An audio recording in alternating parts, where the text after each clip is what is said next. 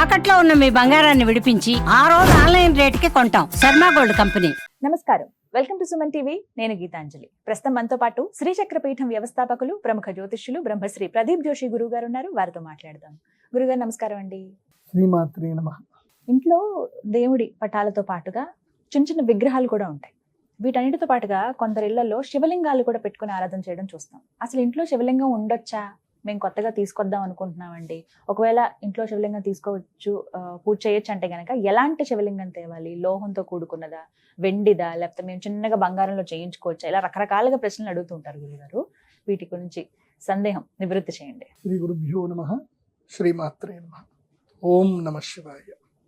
శివుడు పంచభూత తత్వము కలిగినటువంటి నామమే ఓం నమః శివాయ. నా అంటే పృథ్వీ తత్వం, బాగా అర్థం చేసుకోవాలి. నా అంటే పృథ్వీ తత్వం, భూమి తత్వం. నా అంటే అర్థం, సంస్కృతంలో నా అంటే అర్థం ఏంటంటే కాదు అని అర్థం. నాది కాదు, ఇది కాదు, ఇది కాదు, నా నా నా అనుకుంటూనే ఉంటేనే నీకు మోక్షం వస్తుంది. నా అంటేనే మోక్షం వస్తుంది, లేకపోతే రాదు.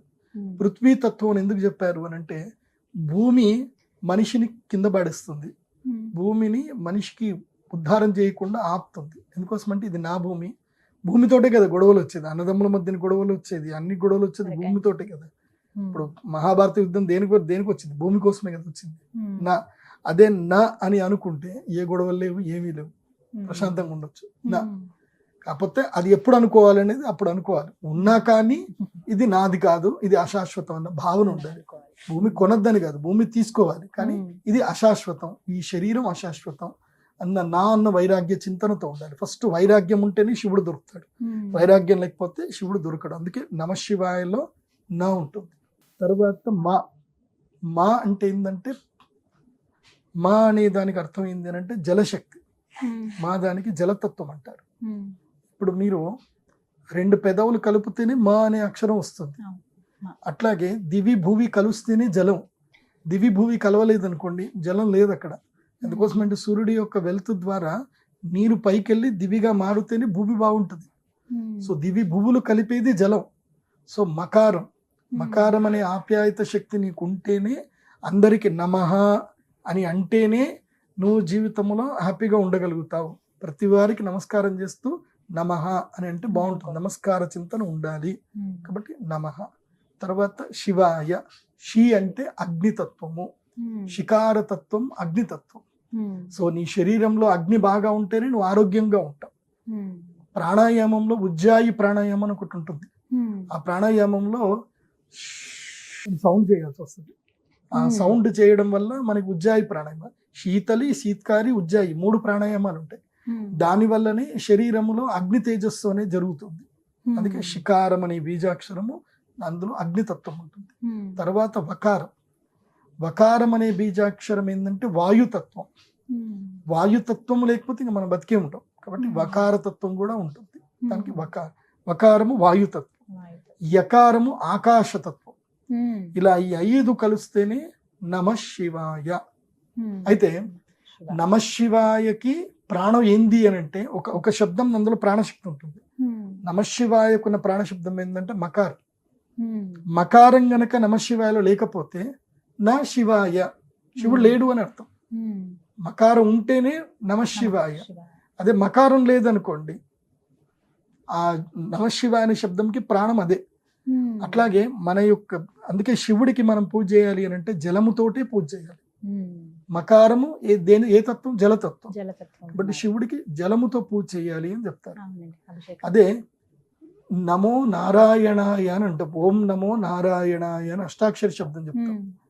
నారాయణాయలో దేంట్లో ప్రాణం ఉంది అని అంటే, ఏది పోతే నారాయణ శబ్దానికి అర్థం ఉండదు అని అంటే, రకారము పోతే నారాయణ శబ్దానికి అర్థం లేదు. నారాయణలో రాబోయింది అనుకోండి, నాయనాయ, నా అయ్యనాయ అంటే దేనికి సంబంధం లేదు అని అర్థం.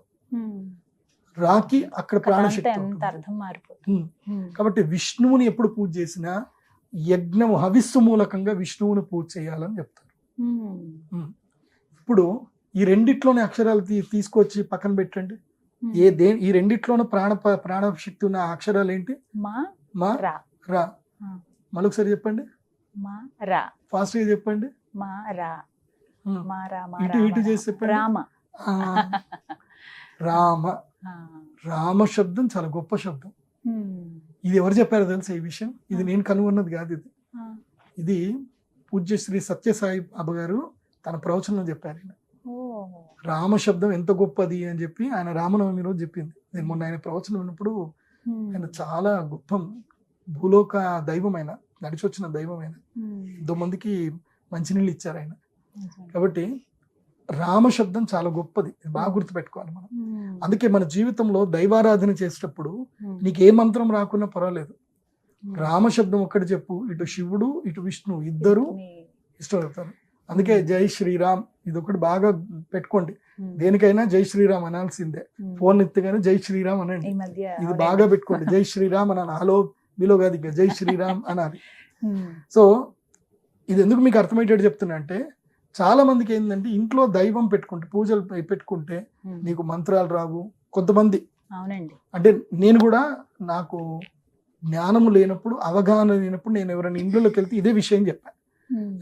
మీ ఇంట్లో దేవుణ్ణి పెట్టుకోవద్దు, పూజలు రావు, మీకు మంత్రాలు రావు, మీరు ఎందుకు పెట్టుకుంటారు అని నేను కూడా చెప్పా. ఆ. కాకపోతే నన్ను దేవుడు ఈ స్థాయికి తీసుకొచ్చాడు అంటే నాకు నెగిటివ్ చూపించాడు, తర్వాత పాజిటివ్ చూపించాడు, కాబట్టి ఈ స్థాయికి తీసుకొచ్చాడు. నాకు సమాధానం వచ్చింది. హిమాలయ యోగులు మహావతార్ బాబాజీ గారి దగ్గర నుంచి సమాధానం వచ్చింది నాకు. ఉమ్. ప్రతి ఒక్కరు కూడా భగవంతుని యొక్క ఆరాధనకు అర్హులే. ఉమ్. అందుకే లలితా సహస్రంలో చెప్తారు, నామపారాయణ ప్రీత నంది విద్య నటేశ్వరి. ఉమ్. అమ్మవారు దేనికి ప్రీతి చెందుతారు అంటే నామపారాయణ ప్రీత. ఉమ్. ఇంకేముంది, భక్తి ప్రియ భక్తి గమ్య. ఉమ్. నువ్వు భక్తి ఉంటే చాలు, నువ్వు నీకు మంత్రాలు అవసరం లేదు. ఉమ్.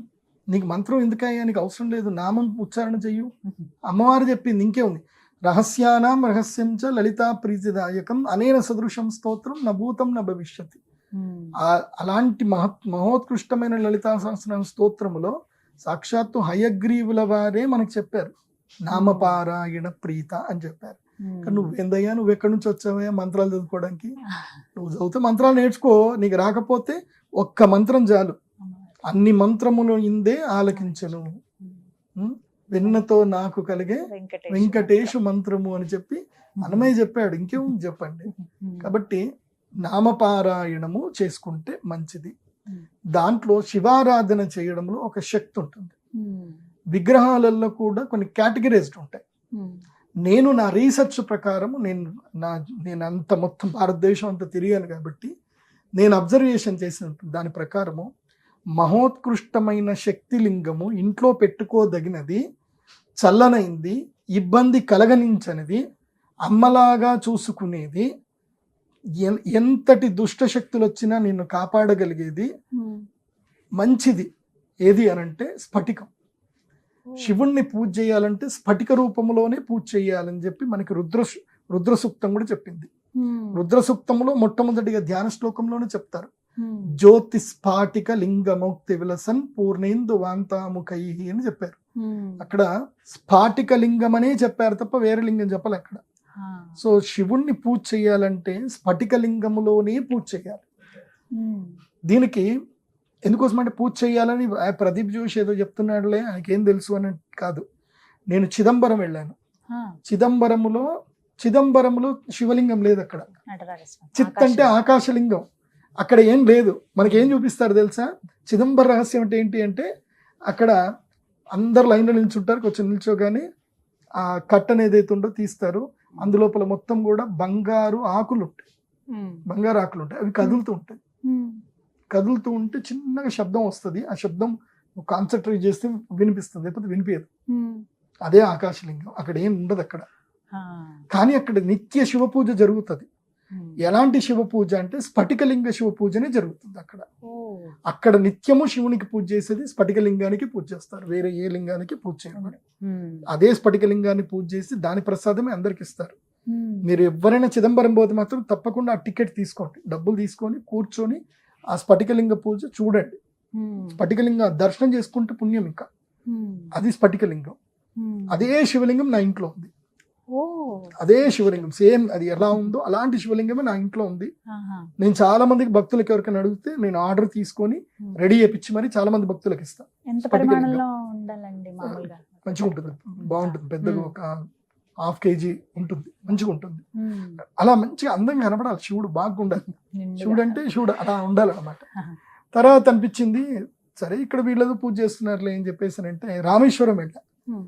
రామేశ్వరంలో మణి దర్శనం అని తెల్లవారుజామున ఒకటి ఉంటుంది, మీరు కూడా వెళ్ళి ఉంటారు. వెళ్ళనండి. 5 గంటల నుంచి 6 గంటల 5 గంటల నుంచి 6 గంటల వరకు మణి దర్శనం ఉంటుంది. స్ఫటిక. దానికోసం జనాలు కొట్టుకుంటారు. నాకు అర్థం కాలే మొదలు, ఇది ఏంద్రా మణి దర్శనం అంటారు, ఏంది అయ్యో దివ్యమణి ఏదో ఉంటుంది అనుకుంటాను, చూద్దాము మనం కూడా పోదామని చెప్పి నేను కూడా లైన్లో నిల్చున్నా. ఉమ్. తీరా 2 గంటల లైన్లో నిల్చున్న తర్వాత పోతే తీరా చూస్తే నేను ఇంట్లో ఏ శివుడికి అయితే పూజ చేస్తానో అదే శివుడు అక్కడ ఉన్నాడు, స్ఫటికలింగం అదే అంటారు. స్ఫటికలింగం, మణిలింగం, ఉమ్. స్ఫటికలింగం. ఓహో సంతోషం, ఇదే మణిలింగ రహస్యం, అయితే నా ఇంట్లో మా శివుడు ఉన్నాడులే, నాకేంది హ్యాపీ అని అనుకున్నా. సరే ఇది అయిపోయింది. మా పూజ్య గురువులు కంచి పరమాచార్య దగ్గరికి వెళ్ళా. కంచి పరమాచార్య దగ్గరికి వెళ్ళి అక్కడ శ్రీ విజయేంద్ర సరస్వతి స్వామి వారు నిత్యము పూజ చేసే చంద్రమౌళీశ్వర లింగం ఏదైతే ఉందో ఉమ్. అది ఏమిటి అంటే స్ఫటికలింగం. స్ఫటికమే. కానీ అసలు అక్కడ కూడా ఎంత స్వామి వారి దివ్యంగా స్ఫటికలింగం ఉంటుందండి. చాలా అసలు దివ్యంగా అబ్బా. ఉంటుంది. ఆ. కళ్ళు చెదిరిపోతాయి. స్వయంగా శివయ్య ఇచ్చినదే కదా. సాక్షాత్తు మహాశివుల వారి కైలాసం నుంచి తెచ్చిన శివలింగాలు కదా. ఉమ్. అందుకే 4 శివలింగాలతో 4 పీఠాలలో పెట్టారు. ఉమ్. సో ద్వారకా పీఠానికి వెళ్ళినా స్ఫటికలింగమే, అక్కడ ఉంటుంది. శృంగేరి పీఠానికి వెళ్ళినా స్ఫటికలింగమే, ఉమ్. పూరి పరమాచార్య పీఠంకి వెళ్ళినా స్ఫటికలింగమే. ఉమ్. మీరు మహాశక్తి పీఠాలైనటువంటి ఎక్కడికైనా వెళ్ళండి, అక్కడ భగవంతుడికి నిత్యార్చన చేసేది స్ఫటికలింగాలతోటే. స్ఫటిక చేస్తారు. అవునండి. మీరు శృంగేరి పీఠానికి సంబంధించిన పూజ, శృంగేరి జగద్గురు శివ పూజ అని చెప్పి మీరు గూగుల్లో సెర్చ్ చేయండి, ఉమ్. యూట్యూబ్లో కొట్టండి, మీకు స్ఫటికలింగమే వస్తుంది. చంద్రమౌళేశ్వర స్వామి. కాబట్టి శివుణ్ణి పూజ చేసే పద్ధతి స్ఫటికలింగంలోనే పూజ చేయాలి. ఉమ్. దేవాలయాల్లో ప్రాణప్రతిష్ఠకి అది నిత్యము బాగా ఉండాలి కాబట్టి దేవాలయాల్లో శిలా విగ్రహాలు వస్తాయి, అవి మనం పూజ చేసుకోవచ్చు. కానీ ఇంట్లో పూజ చేసుకోవాలంటే మాత్రం ఉమ్. స్ఫటికలింగమే పూజ చేయాలి. ఉమ్. ఫస్ట్ ప్రిఫరెన్స్ స్ఫటికలింగమే. అవి చిన్న చిన్న పరిమాణంలోనే పర్వాలేదండి. ఎంతైనా పెట్టుకోండి. అణోరణీయాన్ మహతో మహీయాన్. ఆయన భగవంతుడు నువ్వు అణువులో చూసినా ఉంటాడు, మహత్తులో చూసినా ఉంటాడు. ఆయనని మనం కొల్చడానికి మనం ఎవరమండి? అంతే. చాలా మంది అంటారు ఇంత బొట్టన వేలు అంతే ఉండాలి, ఇంత ఉండాలి, అంత ఉండాలి. ఆయన కొలవడానికి మనం ఎవరమండి? అంటే ఎంత పరిమాణంలో మనం ఏం పెడతామో లేదు. దానికి ఎంత తగ్గట్టుగా వీలు- పూజ చేయాలని. నీకు ఎంత ఇష్టం ఉంటే అంత పెట్టుకొని పూజ చేయని చెప్తా. ఉమ్. దేవుడికి పరిణామాలు చెప్పడానికి నువ్వెవడివి? దేవుడికి ఇంత పరిమాణం ఉన్నాడని నువ్వెలా డిసైడ్ చేస్తావు? ఉమ్. రాంగ్ కదా. ఉమ్. దేవుడు చిన్న ఉన్నాడా పెద్దగా ఉన్నాడా మనం ఎట్లా చెప్తాం?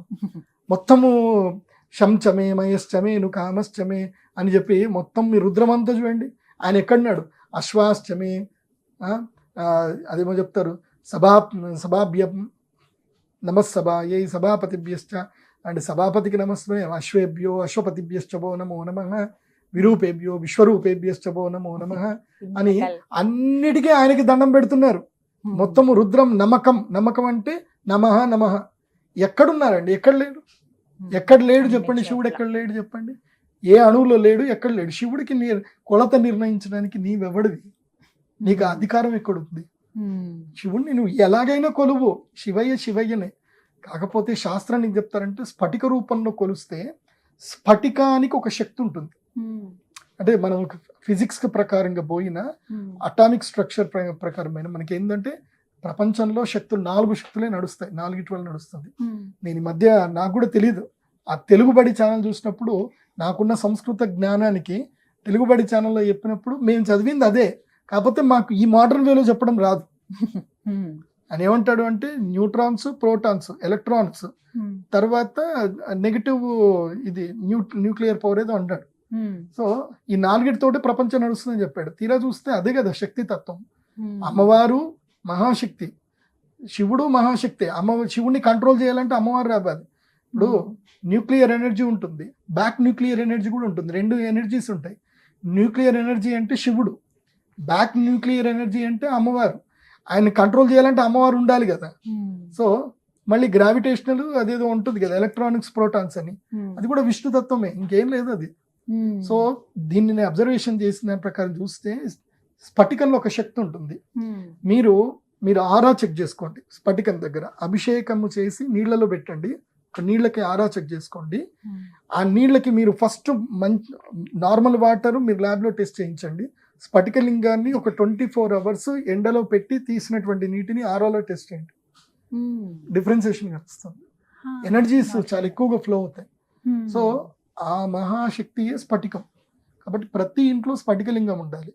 ఇంకోటి ఏంటంటే మనకి ఆజ్ఞాచక్రము యాక్టివేట్ అవ్వాలి అంటే ప్రతి ఒక్కరికి ఆజ్ఞాచక్రము యాక్టివేట్ ఉండదు. ఇక్కడ ఉంటుంది ఆజ్ఞాచక్రం. ఇదేంటంటే హైపోథాలమస్ పిట్యూటరీ గ్లాండ్ కి ఇది కనెక్టెడ్ ఉంటుంది అనమాట. ఇక్కడ నుంచి సెంటర్ ఉంటుంది. సో మనకి ఎనర్జీస్ ఇక్కడ నుంచే ఫ్లో అవుతాయి మొత్తం కూడా చెప్పాలంటే. యూనివర్సిటీ నుంచి మన యొక్క పిట్యూటరీ గ్లాండ్ ఎనర్జీ ఎక్కడి నుంచి కనెక్ట్ చేసుకుంటుందంటే ఇక్కడ నుంచి కనెక్ట్ చేసుకుంటుంది. మనం సూర్యుడి వెలుగులో మనం ఒక గంట సేపు లేము అంటే, రోజుకు 1 గంట లేము అంటే ఆటోమేటిక్గా పిట్యూటరీ గ్లాండ్ హార్మోన్ రిలీజ్ చేస్తాం బంద్ చేస్తుంది. దాన్నే హార్మోన్ ఇంబ్యాలెన్స్ ఇష్యూస్ వస్తాయి సూర్యుడు వెలుగు లేకపోతే. అందుకే డి విటమిన్ డెఫిషియన్సీ అని అంటారు. డి విటమిన్ డెఫిషియన్సీ వచ్చిందంటే ఇంకా థైరాయిడ్ గ్లాండ్స్ ఇష్యూస్ వస్తాయి, థైరాయిడ్ ఇష్యూస్ వస్తాయి. అదే రోజు సూర్యుడు వెలుగులో 1 గంట సేపు కూర్చున్నారనుకోండి ఏ ఇష్యూస్ రావు. కానీ అదే సూర్యుడు వెలుగులో కూర్చొని నీకు డివైన్ ఎనర్జీ రావాలి, ఇంకా శక్తులు రావాలి, యూనివర్సల్లో ఉండే శక్తితో నువ్వు కనెక్ట్ అవ్వాలి. ఎందుకోసం అంటే యూనివర్సల్ మొత్తం కూడా న్యూక్లియర్ ఎనర్జీ తోటి యూనివర్సల్లో ఉంటుంది. మన కంటికి కనబడదు కానీ యూనివర్సల్ అంతా కూడా న్యూక్లియర్ ఎనర్జీ మొత్తం కూడా. గ్రావిటేషనల్ ఎనర్జీ, న్యూక్లియర్ ఎనర్జీ, తర్వాత ఎలక్ట్రాన్స్ అండ్ న్యూట్రాన్స్ ఫ్లోట్ అవుతూనే ఉంటాయి. సో ఆ ఎనర్జీ మన లోపల ఇంకా శక్తిని తీసుకురావాలి అని అంటే, మనం ఒక మహాశక్తిగా మారాలి అంటే స్ఫటికం దిస్ ఓన్లీ మీడియం. ఇంకా ఏది మీడియం లేదు. వెలుగు ఉదయిస్తున్న సూర్యుడి దగ్గర ఇలా స్ఫటికము ఆజ్ఞాచక్రం దగ్గర పెట్టుకొని 11 సార్లు ఓంకారం గట్టిగా చదివారనుకోండి, ఇలా 108 రోజులు చేయండి, మీ ముఖంలో ఒక దివ్యమైన ఎనర్జీ వస్తుంది. అండ్ మీకు వాక్శక్తి వచ్చేస్తుంది. నత్తి ఉన్నా పోతుంది, రోగాలు ఉన్నా పోతాయి. అదొక డివైన్ ఎనర్జీ మీ లోపల మీకు తెలిసిపోతుంది. మీరు ఎవరికి మీరు చెప్పాల్సిన అవసరం లేదు. You can experience that. అందుకే స్ఫటికలింగానికి ఇంట్లో పూజ చేయాలి. స్ఫటికము ఇంట్లో పెట్టుకుంటే దోషము లేదు. అభిషేకాలు అవి రోజు చేసుకోవాలంటే ఎప్పుడైనా అభిషేకం ఎప్పుడు చేసుకోవాలి మన ఇష్టమేనా? నీ లోపలనే శివుడు ఉన్నాడు. నీలో ఉన్న శివుడిని బయట ఉన్న శివుడికి పెట్టి పూజ చేసుకుంటున్నావు.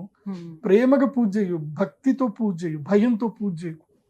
ఇవాళ శివుడికి పూజ చేయకపోతే కోపంగా వస్తాడేమో ఇలా అనుకుంటే ఆయన దేవుడు ఎందుకు అవుతాడు? ఈర్ష, ద్వేషము, అసూయ, క్రోధము, రాగము, అనురాగము ఏవి లేనటువంటి వాడే శివుడు. కాబట్టి ఆ శివుణ్ణి క్లేశ కర్మ విపాకాశీ అపరామృష్ట పురుష విశేష ఈశ్వర అని చెప్తారు. ఆయన క్లేశము లేవు. నీ కోపము క్రోధం ఉంటేనే కదా క్లేశాలు. ఆయనకి ఏం లేవు. ఆయన ఏక్ నిరంజన్. ఆయన అలా కూర్చుంటాడు అంతే. నువ్వు ప్రేమగా పిలిస్తే పలకరిస్తాడు, నువ్వు ఏది అడిగినా వరాలు ఇస్తాడు. ఆయనకు నీ మీద ఎప్పుడు కోపం రాదు. నువ్వు పూజ చేసుకోవడము అంటే అర్థం ఏంటంటే భగవంతుణ్ణి నువ్వు పూజ చేయడము అంటే నిన్ను నువ్వు సంస్కరించుకోవడం అని అర్థం. అంతే గుర్తుపెట్టుకోండి. దేవుడు అంటే ఎక్కడో లేడు. నువ్వు పూజ చేసే నీ సంస్కారంలోను నీ ఆచరణలోను నిన్ను నువ్వు సంస్కరించుకోవడము, నీకు నువ్వు ఎనర్జీగా చేసుకోవడము. తర్వాత నువ్వు అహం బ్రహ్మాస్మి స్థితికి రావాలి అని అంటే దైవంతో నువ్వు నిత్య సహవాసం చేస్తే నువ్వు అహం బ్రహ్మాస్మి స్థితికి వస్తావు. నువ్వు దైవంతో సహవాసం చేయకుండా, దైవతత్వం తెలుసుకోకుండా అహం బ్రహ్మాస్మి స్థితి రాదు. బట్ ఆ స్థితికి రావడానికి నువ్వు మెచ్యూర్ అవ్వాలి. మెల్లిమెల్లిగా దైవంతో సహవాసం చేయాలంటే పూజ చేయడం నేర్చుకోవాలి. కానీ అది మ్యాండేటరీ. నువ్వు పెట్టుకున్నావు, నువ్వు పూజ చేయలేదు, ఇలా పిచ్చి పిచ్చిగా చేయకూడదు. నీకు ఎప్పుడు నచ్చినప్పుడు వెళ్ళి కూర్చో, హ్యాపీగా పూజ చేయి, బాగుంటుంది. ఇప్పుడు మా బాబాయ్ ఉన్నాడు ఒక ఆయన. చిన్నప్పుడు నేను ఆయన్ని తిట్టేవాడిని అనమాట. ఆయన అన్నం తిని పూజ చేస్తావు నువ్వేంది అని అనేవాడిని. కానీ ఆయన ఉపాసన శక్తి వల్ల ఎంత గొప్ప శక్తి అంటే, ఆయన అన్నం తిని పూజ చేసినా ఏది చేసినా శివుణ్ణి భక్తితో పూజ చేసేవాడు. ఆయన విఠల్ రావు అని నాకు బాబాయ్ అవుతారు. ఆయన పూజ చేసేవాడు. ఆయన ఆయన చెప్పేవాడు, దేవుణ్ణి మనస్ఫూర్తిగా పూజ చేయాలి కానీ కడుపు మార్చుకొని పూజ చేయడం ఏంది అని. అదేంది అట్లా కాదు కదా అని నేను అనేవాడిని అనమాట.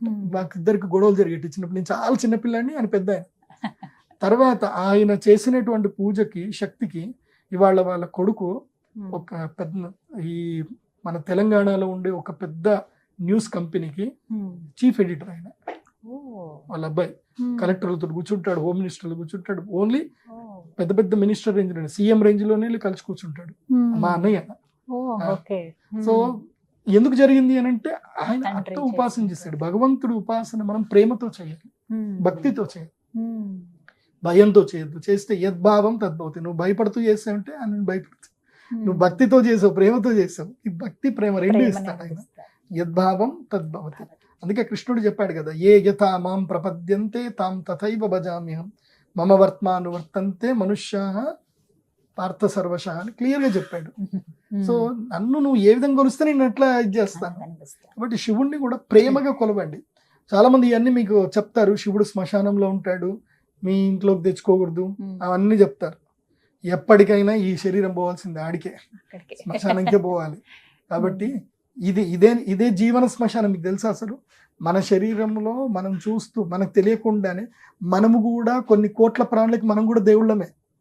ఈ శరీరము కొన్ని కోట్ల ప్రాణులకి ఇది ఒక ఆవాస క్షేత్రము, మన శరీరంలో ఉండేది. వాటికి మనం ఆహారము. మన శరీరంలోనే అవి కోట్ల అవి చనిపోతూనే ఉంటాయి, పుడుతూనే ఉంటాయి. అంటే నీ శరీరమే లీవింగ్ కెడవర్, బతికునే శ్మశానమే నీది, నీ శరీరం ఎన్నో జీవులకి కదా. కాబట్టి నువ్వు ఎలా అర్థం చేసుకుంటే భగవంతుడు నీకు అలా అర్థమవుతాడు. అందుకే భగవంతుడి గురించి ఎక్కువగా అర్థం చేసుకునే ప్రయత్నం చేయొద్దు. చంటి పిల్లని ఎంత ప్రేమ చూసుకుంటే భగవంతుడు కూడా చంటి పిల్లాడు అనుకోవాలి, ఎంత ప్రేమ ఉండిపోవాలి, అంతే. అట్లాగే ఉండాలి. విశ్లేషించకూడదు. ఎక్కువగా దేవుణ్ణి మరీ అర్థం చేసుకోవడానికి పోవద్దు. ఆయనతో ప్రేమ ఉంటే చాలు. Love and affection. ఆయన మూఢభక్తే ఇష్టం ఆయనకి. ఇంట్లో శివలింగం పెట్టుకోండి, పూజ చేసుకోండి. మీకు అదే స్ఫటికలింగం కావాలి అని అంటే నేను ఇస్తాను. శివరాత్రి ఆ సమయంలో వచ్చినప్పుడు ఇస్తాను, లేదంటే కావాలంటే పూజ చేపించి మేము ఇస్తాం. ఎప్పుడైనా మీరు కాంటాక్ట్ చేయండి. మంచి శివలింగం ఇస్తాం. మంచి శివలింగం ప్రమాణం, దానికి ఆగమ ప్రమాణాలు ఉంటాయి. లింగం తీసుకోవాలి కానీ ఆగమ ప్రమాణం ప్రకారం తీసుకోవాలి. వంకర టింకర్ ఉన్నాయి తీసుకోవద్దు. అలా ఆగమ ప్రమాణం ఉన్న శివలింగం నేను ఇస్తాను. కాకపోతే మా ఆఫీస్కి వచ్చే తీసుకోవాలి, నాకు కొరియర్ చేయండి అని మాత్రం చెప్పొద్దు. అది మీరు అమెరికాలో ఉన్నా మీకు అదే శివలింగం కావాలి, మీ గుళ్ళో పెట్టుకోవడానికి అని ఎక్కడైనా కావాలి అన్నా ఒక పర్సన్ మా ఆఫీస్కి వచ్చి తీసుకొని పోవాలి. నేనైతే కొరియర్ అయితే చేయను. శివలింగం డైరెక్ట్ వచ్చి తీసుకోవాలి. అది పెద్ద శివలింగం అయితే. చిన్న శివలింగాలు అయితే కొరియర్ చేస్తాను కానీ పెద్ద శివలింగాలు అయితే కొరియర్ చేయను. 500 గ్రాములకు పైగా ఉంటాయి కొన్ని ఆగమ ప్రకారం. అవి నీకు ఎనర్జీ ఏం కావాలని నాతో డిస్కస్ చేసి తీసుకెళ్ళాలి.